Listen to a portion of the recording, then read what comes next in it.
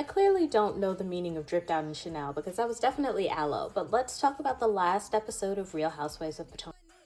Hi, if this is your first time seeing me, my name is Brittany. I discuss all things power, influence, and conflict through the lens of entertainment, and we are talking about the penultimate episode of Real Housewives of Potomac. We still have a finale, but there are a few things that I want to bring to your attention.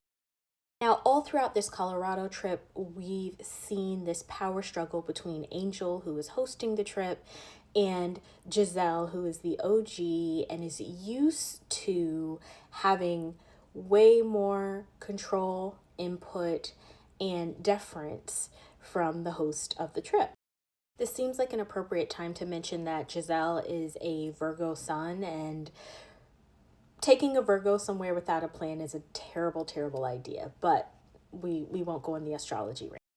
What I do want to draw your attention to is all of these conversations around wealth, especially as it pertains to Wendy and her upcoming trial. If you've been living under a rock, then you will not have known that Wendy and her husband are currently facing criminal insurance fraud claims. They're facing 16 charges in total, but they are facing 7 felonies and up to 15 years in prison if convicted. Now, this Colorado trip was 3 months before they were arrested, and I want you to think about everything that we've heard from Wendy up until this point in the Colorado trip. So we saw that there were extensive renovations happening to her home. She's very open about being critical of Angel, and Angel perhaps having some lifestyle creep or trying to present herself in a way that is inauthentic.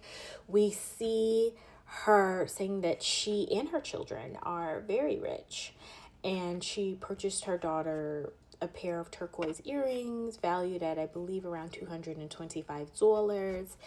And in this last episode, she says it not once but twice that she's dripped out in Chanel, which is confusing to me because upon further review, it looks like her outfit was an aloe set.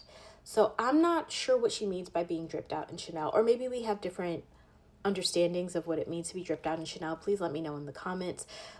But what I will say is she is making the prosecution's job very easy.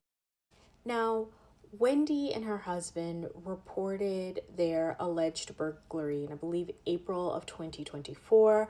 So this would have been recorded after the burglary. And my question is to Bravo whether or not there are confessionals where she's reflecting on the alleged burglary. We know she's talked about the burglary in podcast episodes, but we haven't seen any sort of Bravo footage where she's talking about her home having allegedly been burgled while she and her family were on vacation. We now know that the state of Maryland is alleging that there was in fact no burglary, and this was a fraudulent attempt by Wendy and her husband, or Pam Oliver and Eddie Hennessy, however you want to talk about it, to reclaim a lot of the money that they'd spent in service of the show, right? We know that there was a huge shift in her fashions, her hair, surgery between her first and second and third season on the show. Now, Bravo is not compelled to make the state's case for them. So I completely understand whether or not, if there is footage, they probably won't air it. But it's very clear this season, all throughout, that the producers are chronicling this alleged lifestyle creep because we see an itemized breakdown of how much they spent on renovations. Every time Wendy starts talking about money, we see that there's some sort of wink and a nod to viewers because producers understand that a lot of people were going to be tuning in to see whether or not they could tell or whether there would be any clues about the alleged fraud. And I gotta be honest, while I was watching, I was thinking, is this, when she's talking about being dripped out in Chanel, is this a bag that she returned? Did she return this outfit? Because, as stated within the complaint, One of the allegations is that although Wendy and Eddie claimed a lot of these high value, high ticket luxury items on their insurance claim, upon further investigation, it's found that they actually returned a lot of these items, clothing, bags, shoes, jewelry, etc., back to the places where they purchased them. So you can't claim something that you've already received money for. So that's kind of double dipping, and that's where the fraud of it all happened. As for the other women, I will say the gang up on Stacy in the car was overdone. In the after show, Wendy said, "Oh, I was PMSing," and she very clearly wants to walk it back because, again, Wendy knows. I'm assuming the after show was filmed prior to her arrest, but Wendy knows she's going to be in the hot seat for the reunion. She knows that there's going to be, Giselle is not going to take any prisoners, right? Nor will any of the other ladies. And so it behooves her to be ultra loyal to Stacy. But even if this was filmed before her arrest, again, I think she realizes that they went in on Stacy pretty intensely, and she needs an ally. If you've made it this far, no, I haven't spoken about Angel because I think I've said everything that I need to say about Angel. While it looks like the setup that she had was very beautiful, there are two things that you never, ever, ever do. The first thing, if you are hosting an event, that is not the time to try new things, go to new places, have new people. There should have been some sort of pre-pro or pre-production run through of the location. Where are we going? Have I been there before? If I were Angel, I would never have taken the women to a place I myself was unfamiliar with, especially when we were filming. So there's that. Second part is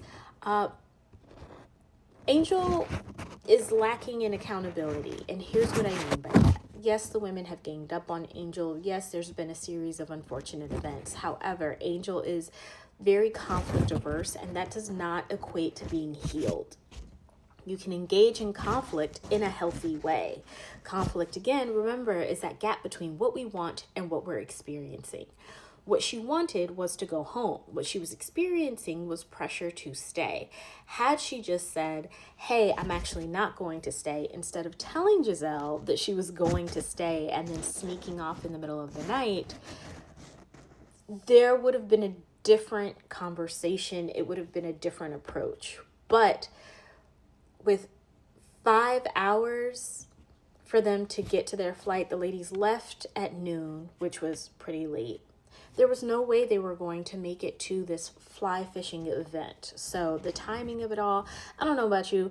I am the person, I like to get to the airport early. I like to have me a nice little lunch or dinner or breakfast at the lounge, have a good time, and then get on my flight. I'm not the person rushing through the airport like a maniac. Some people like it. I like to get my adrenaline rush in other ways. But what did you think about that? Do you think that mattered? Do you think that was something that Angel should have accounted for? Do you think the ladies were just being mean? Do you want to see another season of Angel? I myself would love to see her on HGTV, on OWN, talking about wellness in the outdoors. I don't need to see her on Housewives. Let me know what you think, and I hope you have the day you deserve. Bye.